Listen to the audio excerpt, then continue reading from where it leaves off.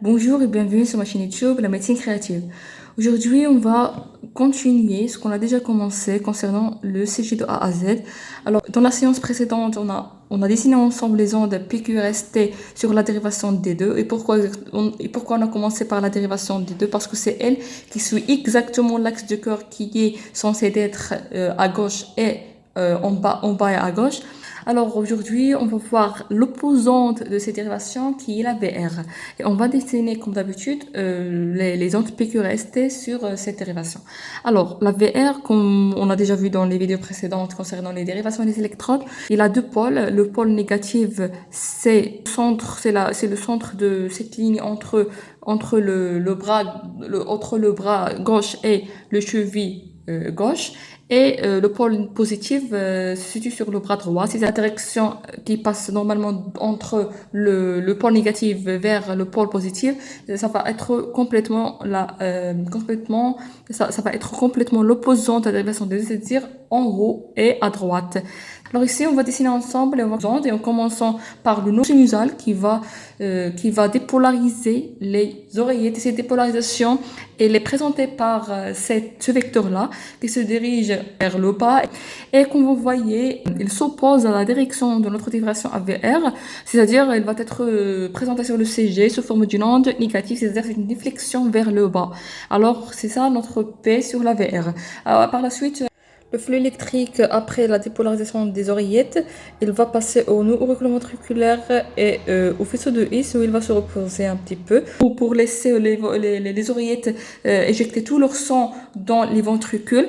Et pendant ce temps-là, le CG ne détecte aucune activité électrique, c'est-à-dire sur la dérivation, il va apparaître comme d'habitude une ligne isoélectrique désignant zéro électricité. Et par la suite, le flux électrique il va dépolariser les ventricules. Et en dépolarisant les ventricules, ça se passe en trois étapes. La première étant la dépolarisation du septum interventriculaire qui est présentée par ce vecteur qui est dirigé en haut et à droite, c'est-à-dire il suit exactement la même direction d'AVR et comme vous le devinez, ça va être une onde positive et une petite onde puisque c'est juste le septum qui est dépolarisé, une petite partie du cœur, c'est-à-dire une petite onde vers le haut. Et par la suite, la dépolarisation du pointe qui constitue la vraie dépolarisation du cœur. Et surtout, puisqu'on a déjà vu que le cœur gauche est plus volumineux que le ventricule droit, c'est-à-dire la plupart d'électricité, il va passer en bas et à gauche. Pour le CG, ça oppose complètement à la dérivation AVR, c'est-à-dire c'est une onde qui est grande mais qui est négative.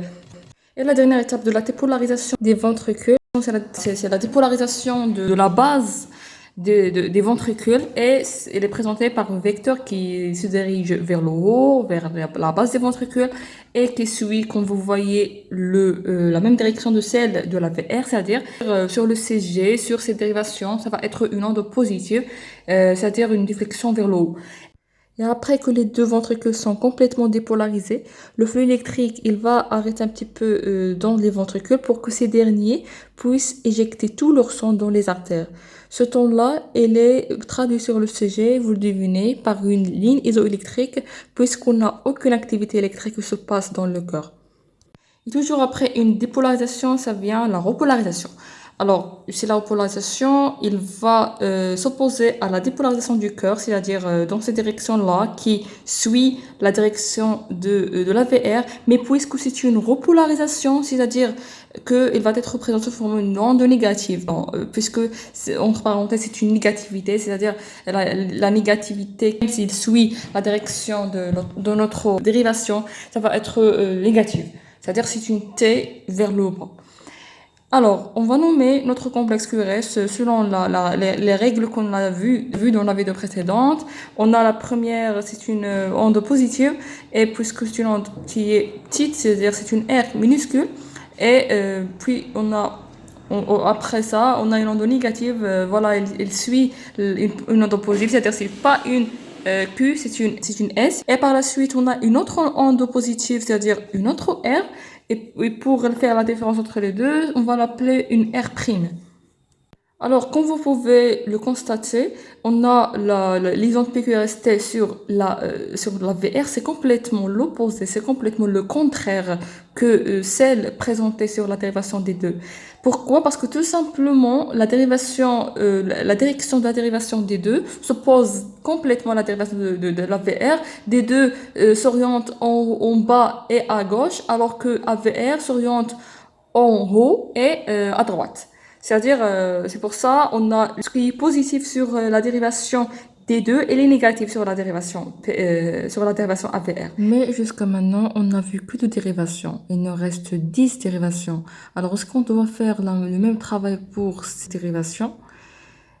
Heureusement, c'est non. Parce que tout simplement, pour les dérivations périphériques, c'est-à-dire D1, D2, c'est-à-dire D1, D2, D3, AVR, AVL, AVF, dans ce type de dérivation, gardez la règle que toutes les dérivations, à l'exception de AVR, ressemblent au D2. C'est-à-dire, il suffit d'apprendre et comprendre d'où vient le D2 pour apprendre les autres dérivations. Alors, comme vous voyez, sur toutes ces dérivations, on a le P et le T sont positifs. Et aussi le QRS, elle a un sommet positif, c'est-à-dire elle est aussi positive comme le T et le P.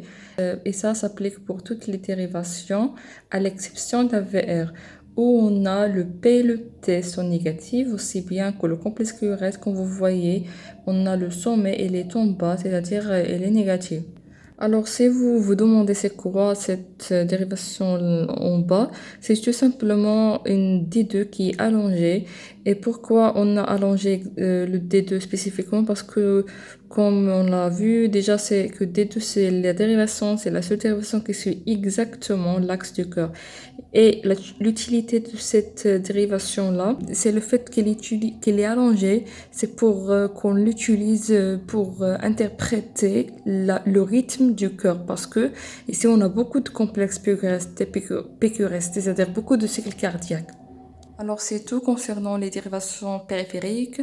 Il nous reste les dérivations précordiales ou bien thoraciques qui sont de V1 à V6. Alors ici, on constate que toutes les dérivations de V1 à V6 se trouvent dans le même champ que celles de D2 de D2 et aussi bien que D1, D3, AVF et AVL. C'est-à-dire que ces dérivations V1 à V6 se ressemblent à celles de D2, c'est-à-dire une onde P et T positive avec un cœur T qui a un sommet positif. Alors que la VR qui est isolée ici tout seul explique pourquoi elle est complètement le contraire de toutes ces dérivations. Mais une remarque très importante concernant les dérivations précordiales, qu'on a une exception pour V1 et V2 pour le complexe, concernant le complexe QRS. De toute façon, qu'on a le PET sont toujours positifs, mais le QRS elle est négative ici, puisque le V1 et le V2 se trouvent un petit peu loin des autres V3, V4, V5, V6.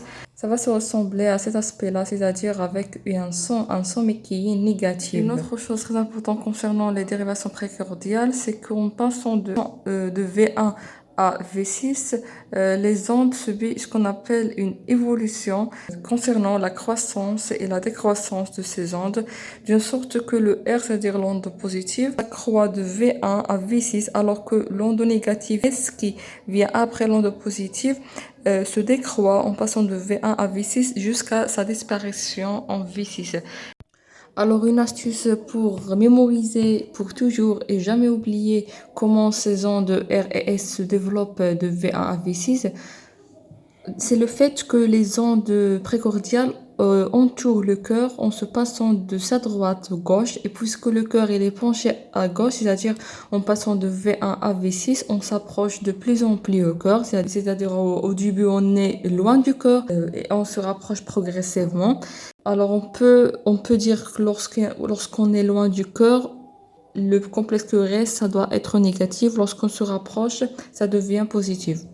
Alors au total, c'est ça. On a englobé, on a dessiné ensemble toutes les dérivations d'un graphe de CG et comme ça, vous sentez capable et confident de l'interpréter en savant d'où viennent ces ondes. Vous maîtrisez leur langage. Et dans les vidéos précédentes, on va interpréter ensemble des clichés de CG et on va détailler les maladies qu'on peut détecter par le papier de CG. À bientôt, on se voit dans les prochaines vidéos.